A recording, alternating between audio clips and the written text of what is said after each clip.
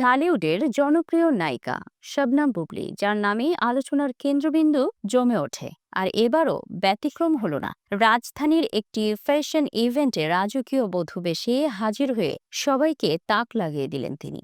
গাঢ় বেগুনি রঙের জমকালো লেহেঙ্গা শাড়ি, সোনালি রূপালি সুতার কাজ, গলার ভারী নেকলেস, কানের দুল সব মিলিয়ে যেন রাজকন্যা রূপে হাজির হয়েছিলেন তিনি। উপস্থিত সবাই বলছিলেন এ যেন সিনেমার পর্দার থেকে নেমে আসা কোনো চরিত্র।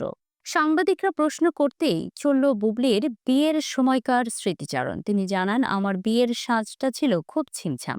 শাড়ি পরেছিলাম, খুব ন্যাচারাল লুকেই সেজেছিলাম। মিডিয়া ব্যক্তিত্ব হওয়ায় কিছু বিষয় গোপন রাখতেই হয়েছিল বললেন তিনি। ধুমধাম অনুষ্ঠান নয়, বরং ছিলেন ঘরোয়া আয়োজন। বিয়ে বাড়ির খাবারের প্রসঙ্গ উঠতেই বেরিয়ে এলো একটি চমক। সাকিব আর আমার পছন্দের খাবার এক, মাছ আর সবজি।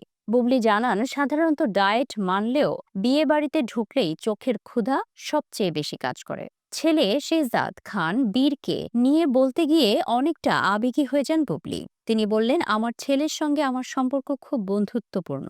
এমনকি বাবা সাকিব খানও নাকি বীরকে শিখিয়ে দিয়েছেন, কোনো মেয়েকে পছন্দ হলে সবার আগে যেন মায়ের সঙ্গে পরিচয় করায়। ভবিষ্যতে ছেলের বউ আসলে কেমন হবেন তিনি? বুবলির উত্তর, আমি চাই বউ আর শাশুড়ির সম্পর্ক না থাকুক, দুজন যেন বন্ধু হই, একসঙ্গে রান্না ঘোরা সব করব। এখন বুবলি ব্যস্ত শাপলা শালুক ও ঢাকাইয়া দেবদাসের কাজ নিয়ে। এছাড়া মুক্তির অপেক্ষায় রয়েছে সর্দার বাড়ির খেলা ও পিনিক। প্রায় এক দশকের ক্যারিয়ারে তিনি তৈরি করেছেন নিজের শক্ত অবস্থান।